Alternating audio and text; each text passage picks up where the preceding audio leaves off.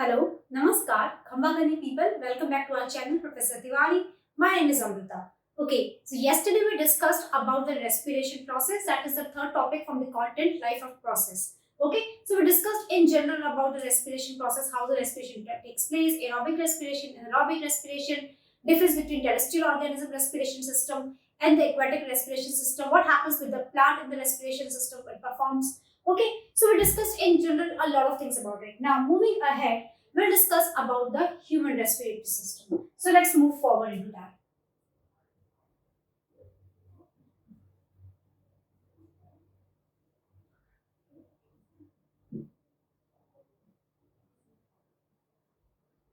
Okay, now, alright. So talking about human respiratory system, as we discussed in the last class too, that because the surface which absorbs the oxygen directly from the atmosphere is very delicate and it's very fine in nature. Okay, so it has to be present inside the system only, which means inside the body of a human or of an other animal, you can say. Okay, so for that we'll discuss about the human respiratory system over here. So basically, the human respiratory system has a very large surface area for the absorption of gases, as well as there's a whole passage for the transportation of the gases. Okay, like for the taking up of the oxygen and giving out of carbon dioxide. So that we learned about the respiration process or about the breathing process. Okay, now moving ahead into this, if we just look at the diagram over here, so we have a nasal passage through which what happens to the nasal passage, we take up the air. Okay, it's like our air has nitrogen, it has oxygen, it has carbon dioxide in certain quantity, and it also has some other gases. All right, which doesn't mean that we have some filter fitted into our nostrils which will only take up the oxygen. It will take the whole air inside it, but oxygen will only be used and rest of the gases will again go out. Okay, so in the nasal, when we inhale the air through the nasal passage, our nasal passage, if I talk about nasal passage, sorry for writing, this nasal passage, I'm talking about nasal passage. This nasal passage has a fine lining. Okay, it has a fine lining and minute hairs. I hope you all know about the nostril hairs that we have. Okay, other than that, it also have mucus. Okay, this mucus is actually present in our nasal passage throughout the trachea, into the bronchi and till the bronchus and till these green bags that you are seeing over here. Okay, so it has this structure. Now, when you inhale the air, as I said, that it has a fine lining, it has minute hairs, and it has mucus. What is the role of these hairs and this mucus? Okay, see, this whole trachea actually has the fine lining, has the mucus as well as the minute hairs present till our bronchioles. Okay, what is the role of that? See, when you take up the air, there are not many organisms, minute organisms that you can't see, like bacteria are being there, some dust particles are being there. So what they do, this nasal passage, this minute hairs or the mucus trap all the impurities which is coming through the air. Like it traps the bacteria, it traps the other minute organisms. It also traps the air, the dust which is coming. Okay, that is why like some people, those who have dust allergy, usually keep rubbing their noses like this.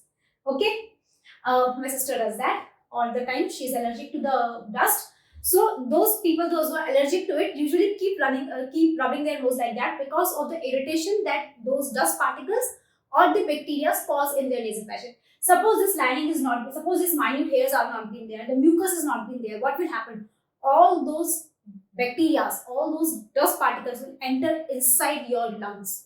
Okay, creating a lot more allergic reactions and some other health concerns. Okay, so when we take up the air from here, from the nasal passage, it passes through, it gets filtered. So they work as a filter, kind of a filter, filters the air, then the air travels through the trachea and reach to the bronchi. If I just look at the diagram over here, you will see that nasal passage and buccal cavity, which means the buccal cavity of the mouth, okay, and the nasal passage, they both get joined behind over here, okay, at the throat. Then we have a pharynx and we have a larynx. If you just see, this is your trachea, okay. I think I have forgot to mark it. This is your trachea, okay. This hole is your trachea. If you just look at it, this trachea has a ring-like structure, these red marks or these red linings.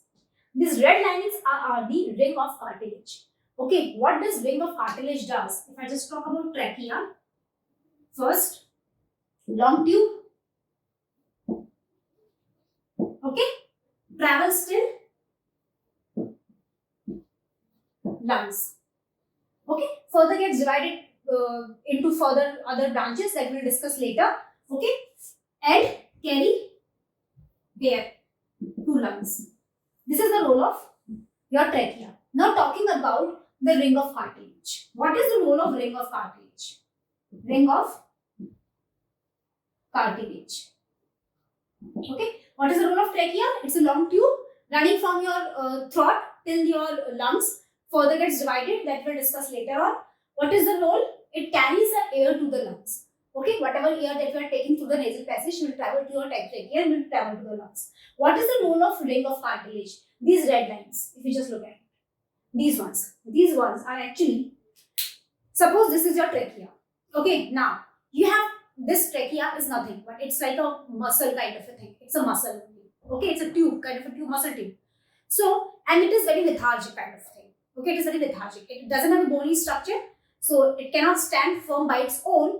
So it always has the fear of collapse, that either the walls will gonna stick together, okay, or this will gonna collapse. Okay, so to keep it firm, they have this ring-like structures holding the trachea like this at like different intervals.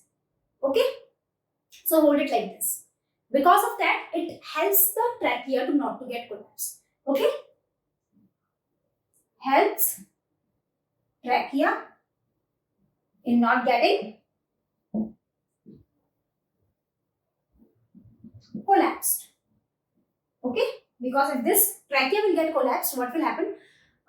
Your air won't be able to travel. It will get stuck like this. Okay, and they will be choking and you won't be able to breathe and the person will die. Okay, so that is the role of cartilage. Now, if you move further in this one, you will see the trachea is getting branched. Okay, so these are the ribs which are coming. Okay, and this is the trachea is getting divided. So this trachea is getting divided into two bronchi.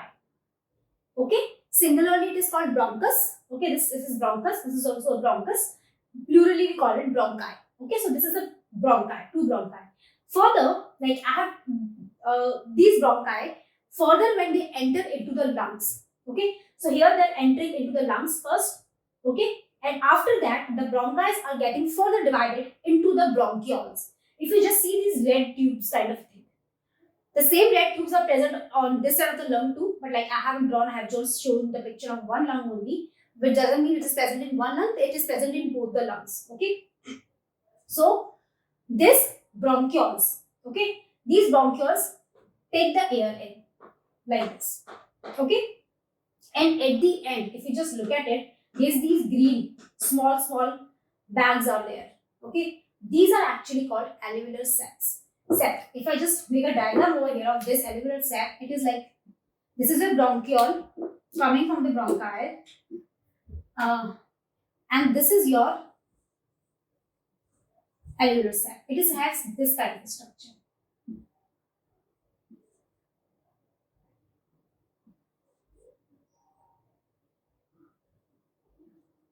Okay, the reason behind this structure is to provide a larger surface area. Okay, any projections like we discussed the villi yesterday, any such projection that is coming, it actually provides a larger surface area for the exchange of gases. So alveoli is actually the place where the exchange of gases takes place. Okay, so moving further,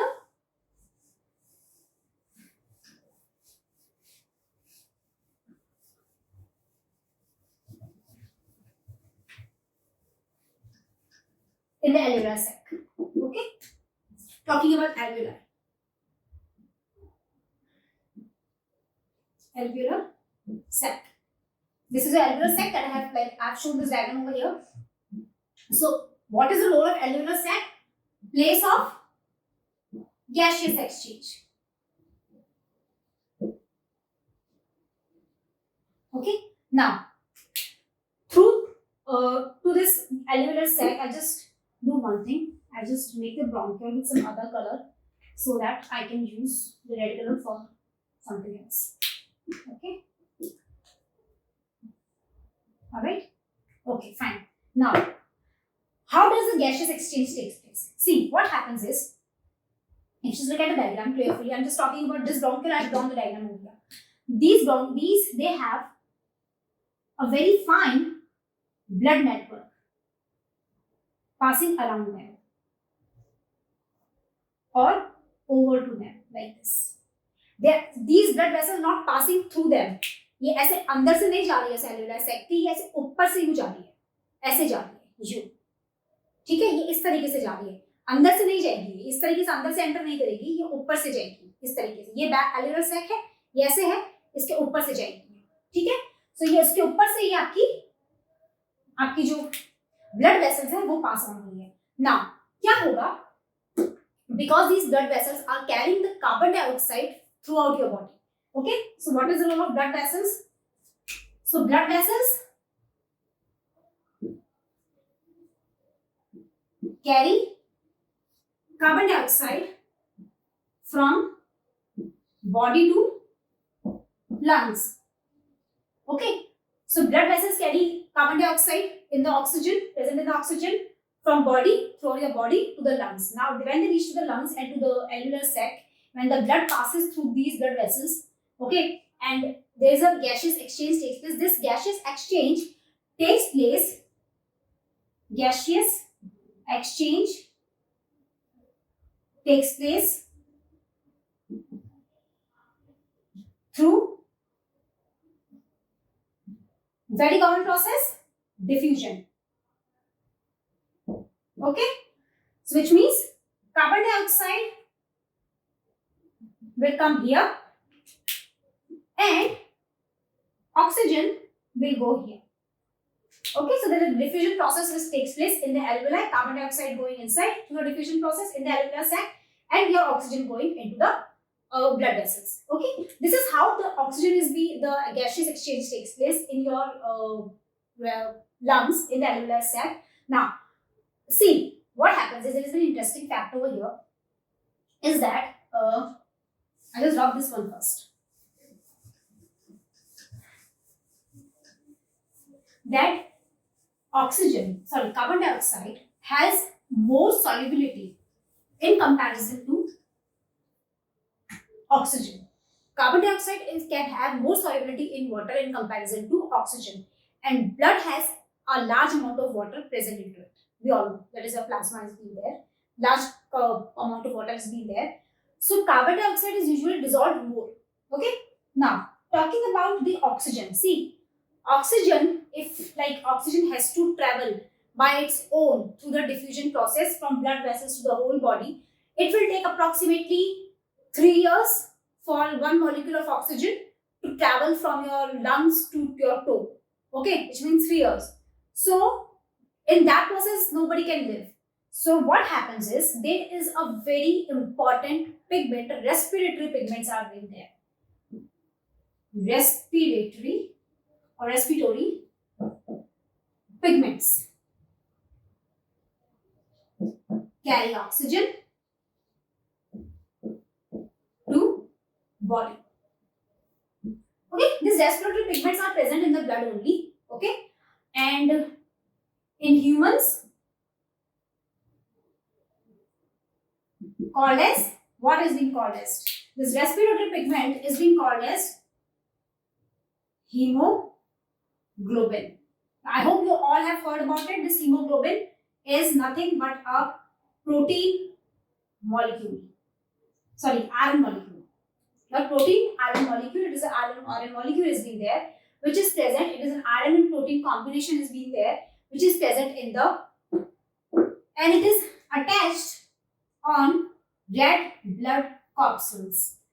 Okay, so this respiratory pigment, which is called as hemoglobin in the humans, which is made up of iron and protein, is present on the red blood corpuscles. So suppose ये आपका red RBC का cell है, तो इसके ऊपर तो okay RBC का जो कलर होता है वो भी रेड जो होता है वो हीमोग्लोबिन की वजह से होता है.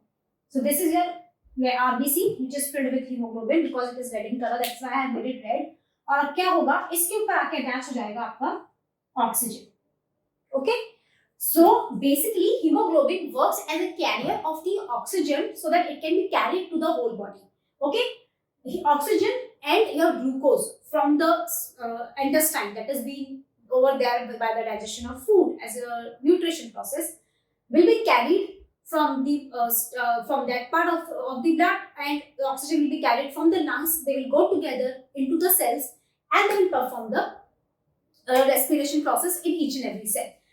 For the respiration equation, or you can say the chemical reaction, we all know the chemical reaction of respiration system or for the respiratory system. Okay.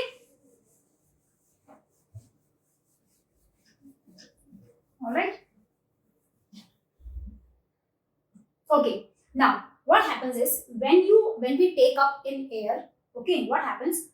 Our lungs, they filled up with the oxygen. Because they filled up with the oxygen, our chest, it moves up. The position of the ribs when you breathe in air. So the ribs comes up, and when you inhale it, the ribs goes down. So in that condition, when what happens with the diaphragm? Like I have made a diaphragm over here. This red is the diaphragm over here. So what happens with the diaphragm actually? The diaphragm actually gets flattened. ठीक है, diaphragm के दो होते हैं. यहाँ पे मैं आपको डायफ्राम बना के बताती हूँ.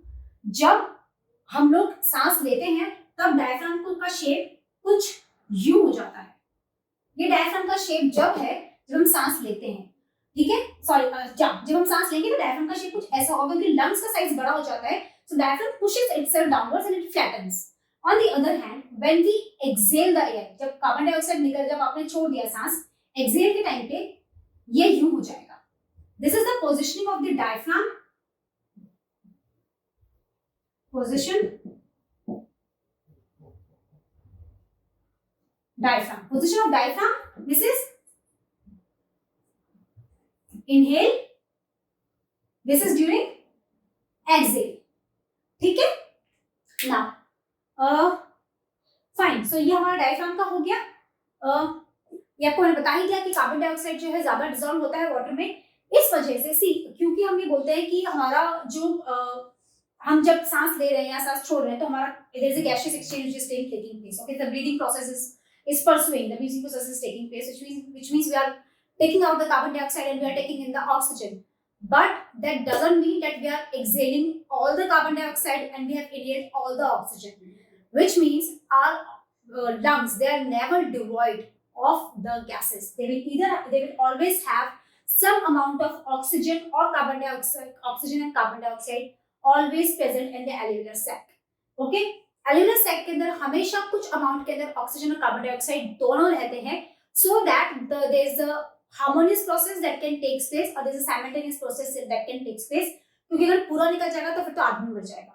ठीक है, तो ये बात हो गई हमारे पूरे रेस्पिरेशन सिस्टम की और ह्यूमन रेस्पिरेटरी सिस्टम की. ठीक है, I hope I have covered all the topic, all the important points that I need to cover over here.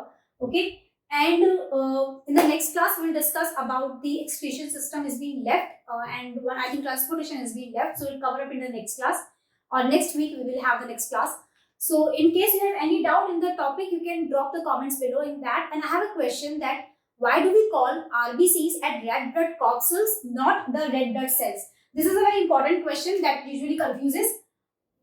Why do we call RBC as red blood corpuscles instead of cells? Okay, there's a very small difference has been there between the red blood corpuscles and cells. Why do we call RBCs as red blood corpuscles, not as cells? If you have the answer, if you know the answer, please drop it in the comment box. I will surely see to it and like that one. And if you have any doubt, you can drop your question over there. Suggestion, comments, you can drop in there. And please don't forget to hit the bell icon and do subscribe, like and share our channel. And I'll see you next class. Bye. See ya.